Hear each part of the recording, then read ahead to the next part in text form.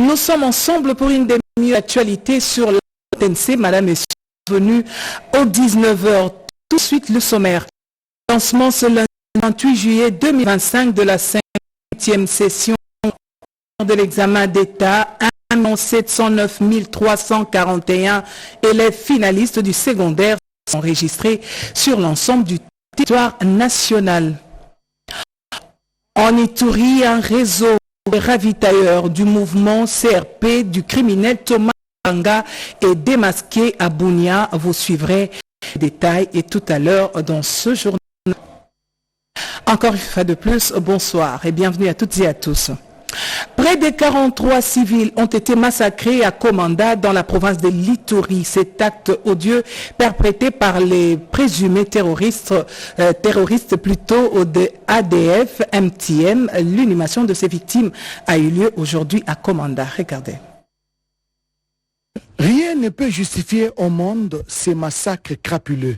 Au moins 43 morts, bilan de l'attaque d'une église par les présumés ADF, MTN. L'inhumation de ces paisibles citoyens fauchés par l'ennemi alors qu'ils étaient en pleine veille de prière a eu lieu à Komanda dans la province de l'Ituri. Le gouvernement de la République, via son porte-parole, le ministre de la Communication et des Médias Patrick Mouyaya, a présenté ses condoléances les plus émues et reste solidaire avec toutes les familles éplorées. Quelques témoins qui ont vécu ce drame expliquent. Qui était entré, donc pénétrer la salle où mon père dormait. Et le groupe de chrétiens qui sortit la croisade eucharistique.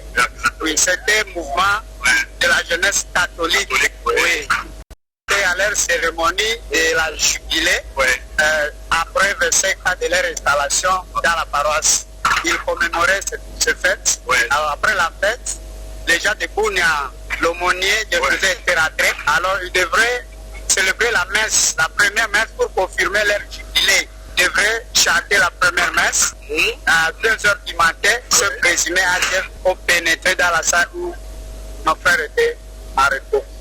Et ils ont tiré, et puis ils ont capturé plus de 25 enfants. Nous sommes justement à leur enterrement par honneur de notre administrateur du territoire. Le gouvernement de la République. Un réseau des ravitailleurs du mouvement CRP du criminel Thomas Lubanga vient d'être démasqué en ville de Bunia. Ces éléments ont été présentés au gouverneur militaire. L'armée annonce la poursuite du démantèlement de ces réseaux criminels de Thomas Lubanga. Erika Mouissi pour le point. C'est dans la salle de la cour militaire opérationnelle de l'Ituri que ses collaborateurs ont été présentés au gouverneur militaire de l'Ituri, le lieutenant-général Luboyanka Chamadjoni. Ils sont accusés de collaborer avec la milice CRP de Thomas Lubanga, alliée au M23. Il faut dire à tous ceux-là qui pensent que la communauté est dans leur poche, à l'issue de cette dénonciation, ça montre clairement que la communauté n'est pas avec les destructeurs de la province de l'Ituri. Le jeune l'ont dit, ont dénoncé, ont démontré, les armes, les munitions ont été récupérées ici dans la ville de Bunia. Pourquoi? Pour vouloir détruire cette province. Allez dire à Thomas Lubanga, la communauté n'est pas avec lui et la communauté ne sera jamais avec lui pour détruire la province. Nous sommes mis à l'ordre de bataille utile pour dénicher, démasquer tous les destructeurs de la province de l'Ituri. Partout où vous êtes commerçant, vous êtes motard, mais si vous êtes dans ces complots, on va vous démasquer l'un après l'autre. L'armée congolaise en Ituri affirme que d'autres arrestations pourront suivre. Ainsi, la communauté iturienne est invitée à faire échec à ses plans de déstabilisation. C'est tout un lot de munitions, de jeunes, de commerçants. Un commerçant arrêté, mais lui-même a dit aussi que non, il voulait collaborer avec les forces armées. Voilà les actes patriotiques. Voilà le valeur républicaine que l'Ituri a besoin.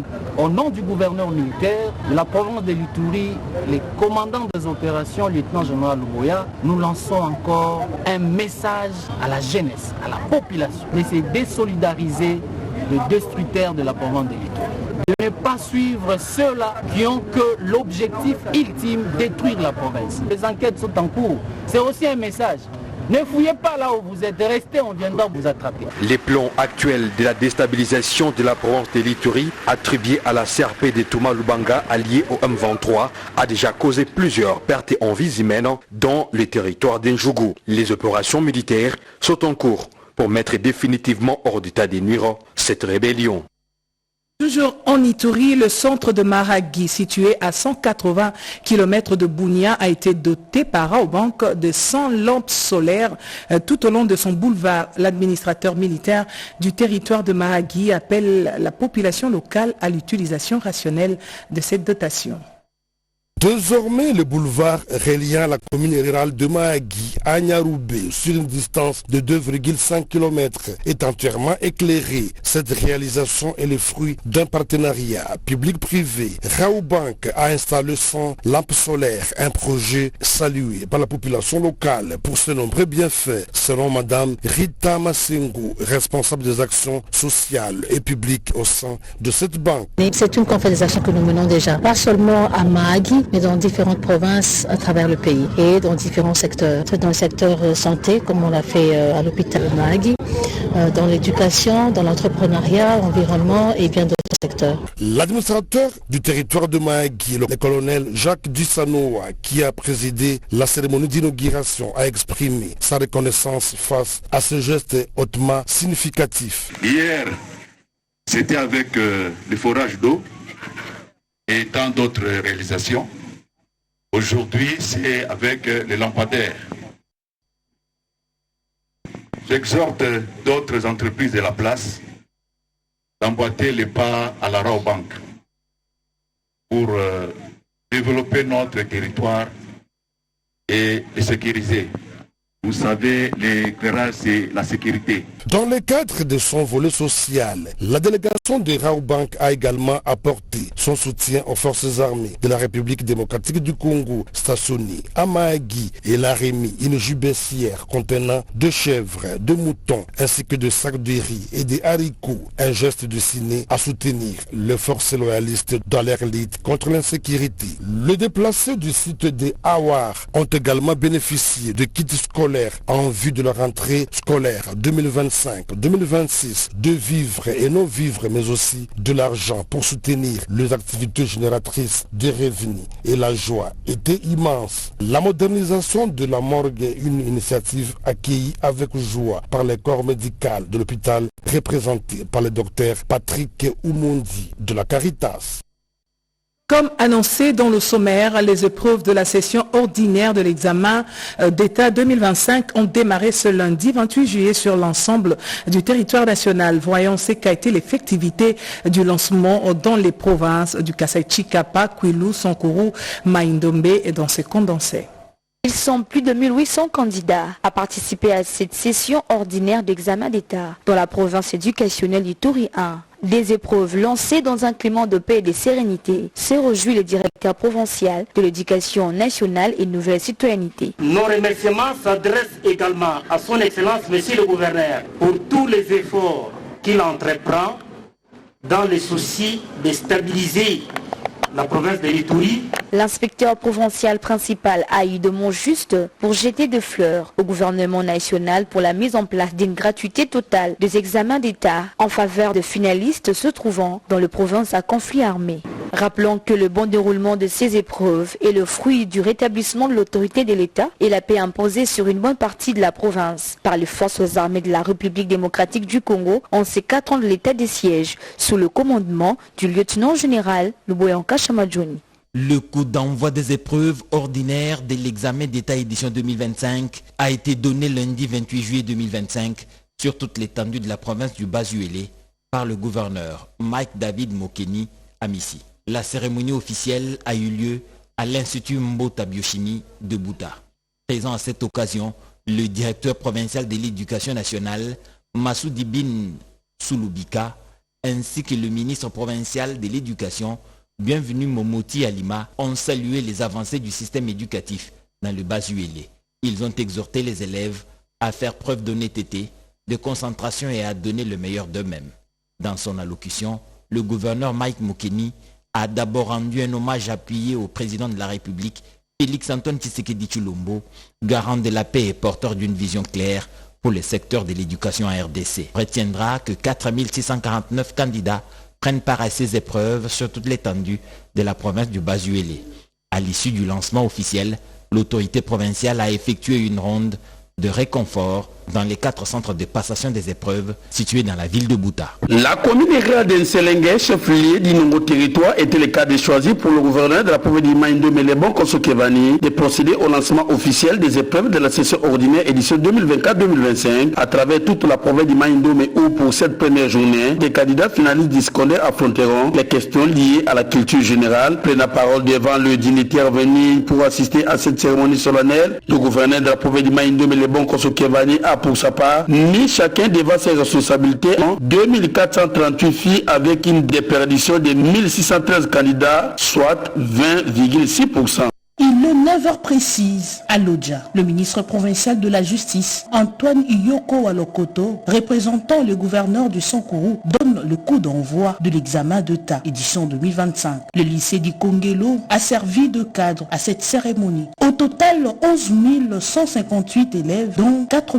227 filles et 6 931 garçons, prennent part à ces épreuves de fin d'études humanitaires réparties dans 49 centres de la province éducationnelle Sankourou 1. Pour sa part, l'inspecteur principal provincial, M. Sylvain Kounda Tomba, a exhorté les élèves de travailler avec sérénité et confiance en soi pour préserver l'intégrité des examens. Il s'est dit satisfait de l'organisation, de la discipline et de la propriété observée chez les candidats. Lancement de l'examen d'État dans la province du Kwango, ce 28 juillet 2025, au centre du lycée Sebiera à Bukangalonso Mission. La province éducationnelle Kwango 1 présente pour cette session ordinaire de l'examen d'État 2025 16 607 candidats inscrits, dont 9 117 garçons et 7 490 filles. Il s'est à signaler que le centre le plus peuplé est celui de Kenge 8 avec 363 candidats et le moins peuplé est celui de Itumbu avec 77 candidats. Prenant parole, l'inspecteur principal provincial du Kwango 1, Simon Pierre Kabakisa Mukede, a salué le sens de responsabilité de tous les parents de la province éducationnelle Kwango 1 qui ont accepté volontiers de prendre en charge le frais de scolarité de leurs enfants jusqu'à ce stade.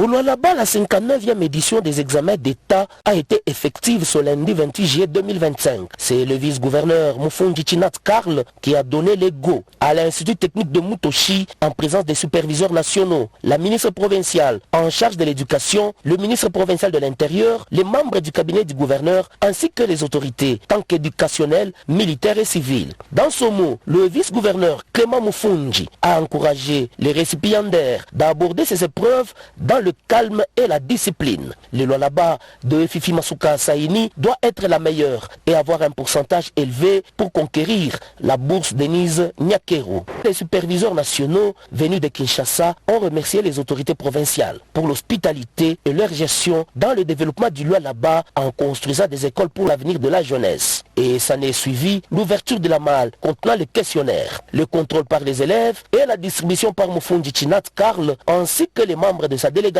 C'est par la visite de quelques centres d'écologie que s'est clôturée la première journée consacrée à la culture générale. C'est en ces mots que les candidats finalistes du secondaire ont accueilli Didier Lomono Yitekou, vice-gouverneur et gouverneur d'intérim de la Tchopo.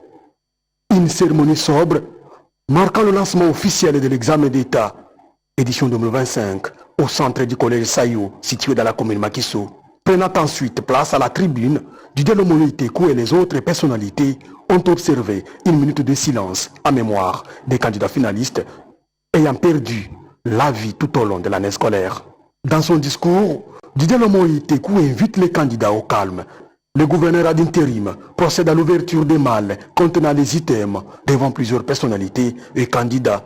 Dans son mode convenu, la cérémonie s'est clôturée par la visite des centres et la distribution des items dans les salles d'examen, conduite par le gouverneur d'intérim, accompagné des responsables de l'éducation et de quelques personnalités politico-administratives. Pour ce premier jour, les candidats finalistes ont affronté la culture générale.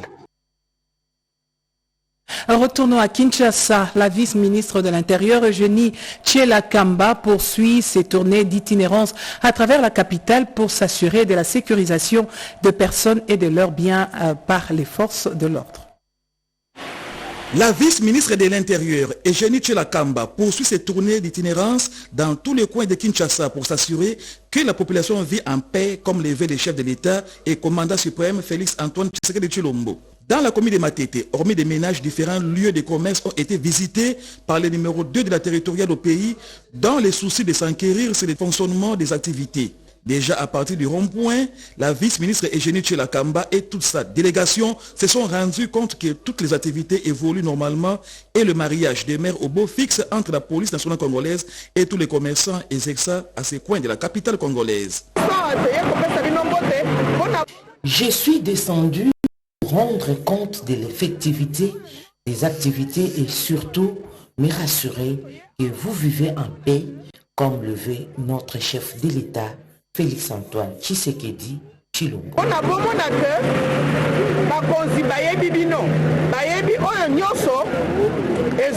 Au marché, le constat est le même. Les magasins, boutiques, pharmacies et autres étalages des commerçants opèrent en toute quiétude avec l'accompagnement des forces de l'ordre. Eugénie Tshela-Kamba s'est aussitôt rendue au bureau du marché ainsi qu'au district de la police pour recueillir les préoccupations des forces de l'ordre avant de les féliciter pour le travail remarquable de ce terrain tout en les exhortant à la vigilance. Le sénateur Jean Tshisekedi Kabasele lance la vulgarisation de l'accord de paix RDC-Rwanda ainsi que la déclaration de principe signée à Doha. Des milliers de personnes ont été sensibilisées au siège de sa fondation sur la démarche plutôt de paix du chef de l'État. La vulgarisation de l'accord de paix signé à Washington entre la RDC et le Rwanda ainsi que la déclaration de principe signée à Doha reçoit une adhésion massive des populations de la ville de Kananga. C'est un week-end de mobilisation pour le sénateur Jean Tshisekedi Kabasele auprès des milliers de membres de sa fondation réunis pour soutenir la détermination du chef de l'État, Félix Antoine Tshisekedi Tshilombo, pour le retour de la paix 30 ans après dans la partie est du pays. La structure de cet élu des élus du parti présidentiel UDPS donne des go pour une vulgarisation porte-à-porte de la diplomatie agissante du garant de la nation. C'était pour édifier. C'était pour sensibiliser et informer nos membres du bien fondé et l'essence salutaire que porte l'accord de paix récemment signé entre le gouvernement de la République démocratique du Congo et celui du Rwanda.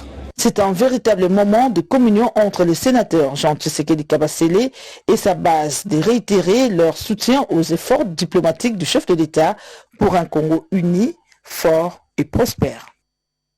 Et le président du conseil d'administration du FONER en mission d'inspection des travaux des infrastructures en construction dans le Kasaï oriental a visité tout le site prévu et a corrigé à plusieurs endroits tout en prodiguant des conseils aux entreprises concernées. Reportage géant au modo Dédé Kabango. Le président du conseil d'administration du FONER, Fonds national d'entretien routier de Alonzongo Ilubika séjourne en Mbujima et au Kasaï oriental. Jeudi 24 juillet 2025, accompagné du ministre provincial des ITPR, Joachim Kalonji Chibumba, et du directeur provincial de l'OVD, ingénieur Trésor Kachala, il a fait le terrain pour visiter les différents sites où s'exécutent les travaux de la lutte anti-érosive et de la modernisation de la ville de Mbujimaï. Il a été sur l'avenue Lukula en ville Miba pour visiter les travaux de bétonnage. Sur Cathédrale, au niveau de la cave, le ravin Nyongolo, Institut Kalenda Mudishi à la Kanchi, ravin Tchalamwana à Dibindi, ravin Yude Bupwekele à Djoulou, ravin Mbalawa Chitolo et avenue Monseigneur Kongolo à Bipemba. Partout où il est passé, rien n'a échappé à son attention grâce aux explications du directeur provincial de l'OVD, Trésor Kachala. Le PCA du FONER revient ici sur l'objectif de cette descente sur terrain. Nous avons l'impression que ça s'est empiré. Ça s'est empiré parce que les ravins continuent à progresser. Le président a réalisé les choses ici. Mais ces choses-là sont menacées par les érosions, dont son école, mais qui va être détruite par des érosions. Et cette même érosion-là, nous l'avons visitée il y a 3 ans, ma première visite. Et je crois que beaucoup étaient avec nous ici. Et à ce temps-là, le montant était à 1 million. C'est une zone sinistrée. Une zone sinistrée qui a été abandonnée à elle-même. Et tout ce que nous faisons là, nous faisons comme du rattrapage. Il y a eu des morts ici. Parce qu'il y a eu des éboulements, tout ça. Ça ne peut pas continuer comme ça.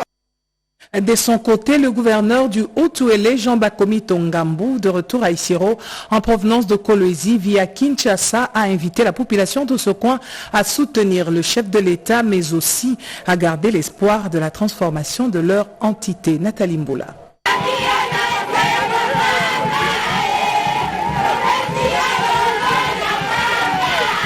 C'est par l'aéroport national d'Issiro-Matari, pris d'assaut quelques heures auparavant par le membre du gouvernement provincial, le cadre de l'administration publique, les autorités traditionnelles, les militants et cadres du parti politique, membres de l'Union sacrée de la nation, sans oublier une foule compacte d'anonymes que le gouverneur du Haut-Ouélé regagne son entité le dimanche 27 juillet 2025 après une mission officielle. Il a conduit tour à tour à Kolwezi dans les Lualaba et à Kinshasa. Au bas de la passerelle, après les accolades avec son vice, Christophe Dara, et les honneurs de la police, Jean Bakomi Tongambu Senoa, dans un bain de foule enthousiaste. À sa population, il apporte un message d'espoir à la suite des nombreux contacts qu'il a eu au sommet, mais aussi un message de soutien au chef de l'État, Félix-Antoine Tshisekedi Tshilombo. Il y a de bonnes choses qui arrivent. Tout ce que je peux dire à la population, c'est que le président Félix est encore là. Il est là. Nous sommes là avec lui, derrière lui,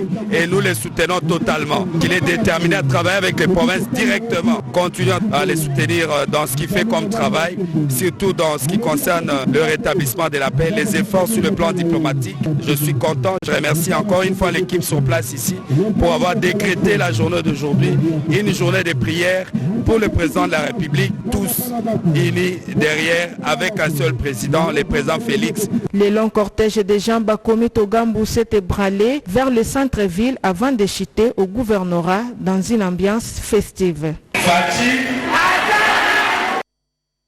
Le gouverneur du Bas-Ouélé, Mike David Moukeni, a doté 2 radios Bondo en équipement et annonce le début imminent des travaux de réhabilitation sur la route Bouta-Bondo. Une réponse concrète aux attentes de la population. Le gouverneur du Bas-Ouélé, Mike David Moukeni Amissi, a concrétisé son engagement vers la population de Bondo en dotant 2 radios locales d'équipements essentiels.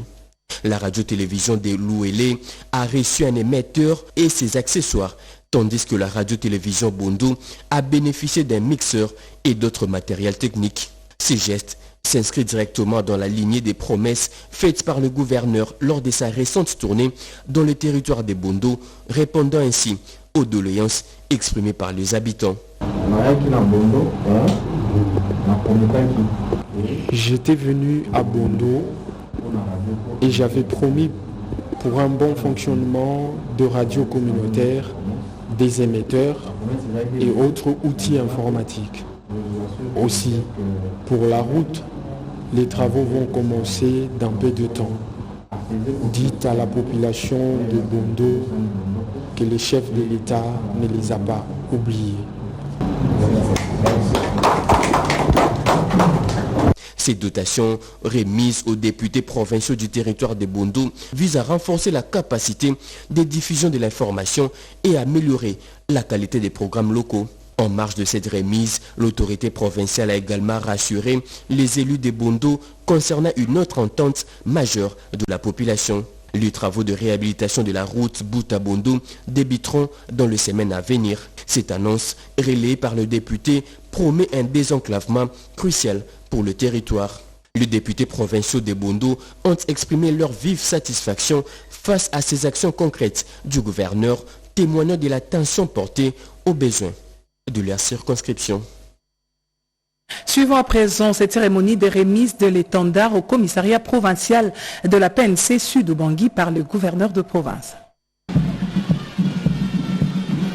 Après sa nomination par le président de la République chef de l'État, Félix Antoine Tshisekedi Tshilombo, au terme de l'ordonnance présidentielle numéro 25/190 du 28 mars 2025, portant nomination des commissaires provinciaux, le nouveau commissaire provincial de la police nationale congolaise du Sud-Ubangui, le commissaire divisionnaire adjoint Jean-Félix Safari, a pris possession de l'étendard, symbole de pouvoir de commandement, ce jeudi 24 juillet au cours d'une grande cérémonie de remise de l'étendard présidée personnellement par le gouverneur de province Mobonga Lobomiché, qui pour la première fois s'est mis dans sa tenue de gala. C'était en présence du vice-gouverneur de province, le professeur ordinaire Jean-Rédé Galé-Kwavundawe, des membres du gouvernement provincial, ceux du comité provincial de sécurité, des officiers supérieurs, officiers, sous-officiers de la PNC, après l'ouverture de bancs par le commissaire provincial et la lecture d'une copie de cette ordonnance par le commissaire Balabo Léon, secrétaire particulier du commissaire provincial, le gouverneur de province a procédé par l'appel du commissaire divisionnaire adjoint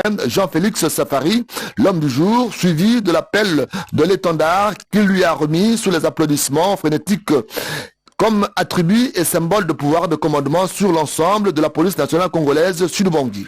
Très auréolé, le commissaire provincial a saisi la balle au banc pour présenter ces trois adjoints nommés eux aussi par l'ordonnance numéro 25/196.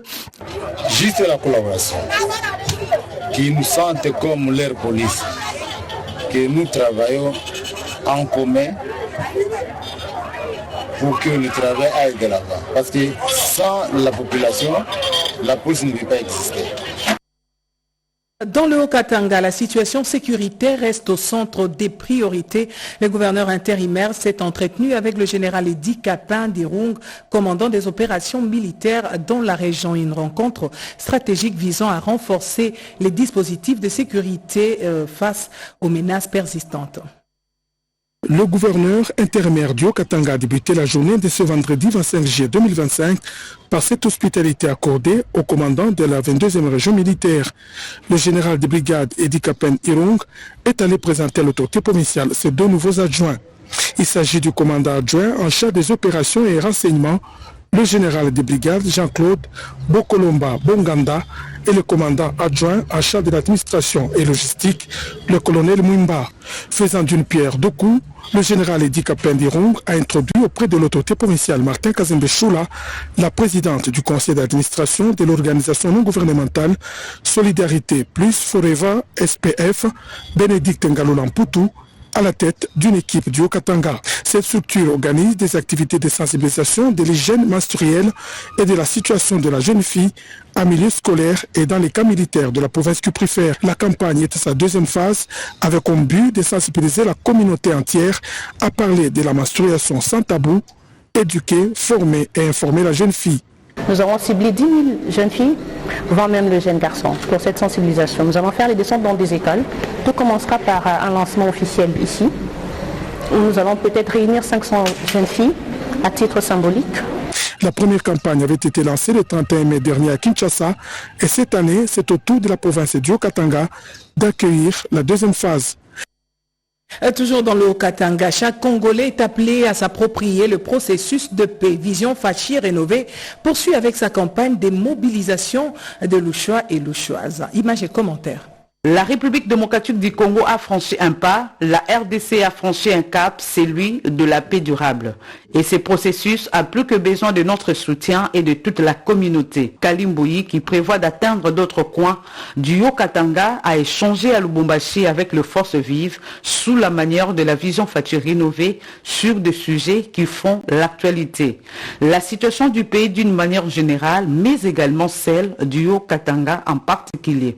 Dans ses propos, il insistait sur la communion qui doit caractériser le fils et fils du Haut-Katanga, le soutien aux institutions légales établies et au chef de l'État, Félix Antoine Tshisekedi Tshilombo. Nul ne peut prétendre aimer les Haut-Katanga plus que la communauté elle-même, soudée derrière le président de la République, garant des institutions du pays. Dans un échange à bâton rompu, il a écouté, proposer et recommander un changement de paradigme dans les actions de développement qui, selon lui, doit être beaucoup participatif, Lubumbashi a donc désormais son école d'apprentissage du patriotisme. L'actualité, c'est également cet atelier qui a réuni les acteurs principaux de la politique d'assainissement de la province de l'Équateur. Objectif, intégrer la résilience dans le plan d'action environnementaux. Reportage Mimi Etaka. Organisé dans la salle de conférence Excellence de l'ISP Mbandaka, cet atelier a regroupé 30 participants. L'objectif était d'accompagner les divisions provinciaux à l'amendement de la politique nationale d'assainissement, PONA en sigle, pour intégrer la résilience climatique, conformément à l'argumentaire climatique dans le secteur eau, assainissement et hygiène à l'Équateur. Dans son mot d'ouverture, le ministre provincial de l'Environnement, Alain Imana, a exhorté les participants à l'assiduité afin de ressortir de bonnes propositions à soumettre au gouvernement central pour son implication dans l'assainissement. Dans cette occasion, je lance un vibrant hommage au président de la République, chef de l'État, Félix Antoine Tshisekedi Tshilombo, pour tous les efforts consentis dans la recherche d'amélioration des conditions de vie et de bien-être du peuple congolais. Mais auparavant, dans son mot de bienvenue, le coordonnateur provincial intérimaire à l'environnement, Roger Ngangué, a donné l'essentiel de la politique nationale d'assainissement. Distingués invités, je ne doute pas de vos compétences car les choix opérés est fondé sur l'expertise de chacun de vous. Je suis convaincu que le travail qui sera abattu fera la fierté de la province de l'Équateur. Notons qu'à l'issue de ces assises, quelques propositions ont été faites à l'endroit du gouvernement de la République pour l'incorporation des activités de la résilience climatique à la politique nationale d'assainissement. Le secteur de l'huilou, la farine de maïs estampillée Made in l'huilou n'est plus un rêve mais une réalité, une avancée majeure dans la lutte contre l'insécurité alimentaire et un tournant vers l'industrialisation de la chaîne agricole locale. Des précisions dans ce reportage. C'était une visite d'inspection très symbolique qu'a effectuée Betty Kiando Katoke, chef du secteur de l'huilou, dans une minoterie locale chargée de la transformation de grains de maïs issus de vastes projets agro-pastoraux de Lengue. Objectif, suivre de près le processus de fabrication de la farine de maïs made in secteur de l'huilou, fruit d'un pari ambitieux désormais gagné. Ces projets marquent un pas important vers l'industrialisation de la chaîne de production locale avec à la clé une farine de qualité destinée à lutter durablement contre l'insécurité alimentaire. Sur place, Fiston Sungo, secrétaire permanent de la cellule de gestion de projets et passation de marchés publics, a supervisé les opérations. Il a tenu à rappeler la provenance de graines transformées issues de récoltes locales. Au terme de cette visite, la chef du secteur a passé en revue les différentes étapes clés de processus de transformation. Du nettoyage au tamissage, en passant par le broyage, la mise en sac et le paysage. Alors je tiens à préciser que nous sommes à la dernière étape de notre chaîne de production. Ces maïs proviennent de notre domaine agro-pastoral au village Lengue dans le groupement Mouafoué, où nous cultivons le maïs en grande quantité. Et c'est sous la vision de Madame Betty Kiando Katoke, chef secteur de l'huilou, qui nous a envoyé ici pour superviser ces travaux.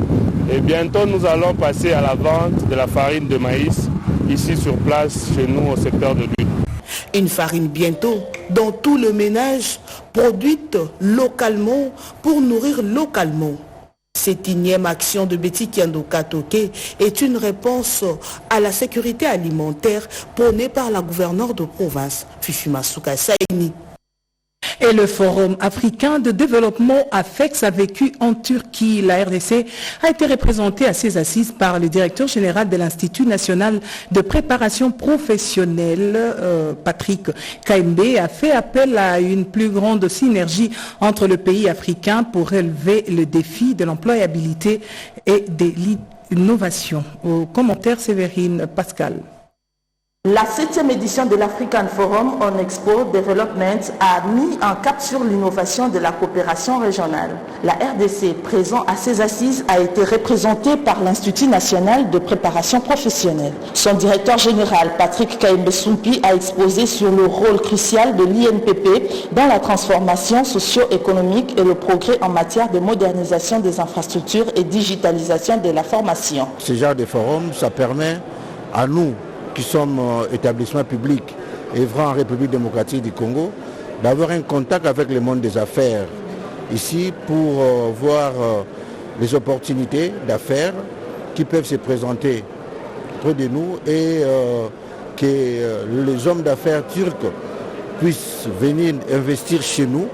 Patrick Kaimbe a au cours de son exposé fait appel à une plus grande synergie entre les pays africains afin de relever le défi de l'employabilité et de l'innovation. C'est vraiment important pour que nous puissions améliorer notre façon de fonctionner et aussi trouver pour nos entreprises membres les nouveaux débouchés, les nouveaux créneaux d'affaires qui pourront leur permettre d'améliorer davantage leur manière de travailler. L'AFEX 2025 était une occasion pour l'INPP de renouer des contacts avec plusieurs instituts techniques et des partenaires économiques internationaux en vue de renforcer la coopération bilatérale en matière de développement des compétences et transformation technologique. Ainsi prend fin ce journal dès 19h réalisé par Rodé Panda, André Ndjeka. Nana Mozazebo l'a rédigé. La partie technique a été assurée par Edin Poy et Yannick Yangumba. Le tout sous la supervision de Jacques Kabouaba. Cédric Kenina revient dans une demi-heure pour une autre session d'information. D'ici là, portez-vous bien et au revoir.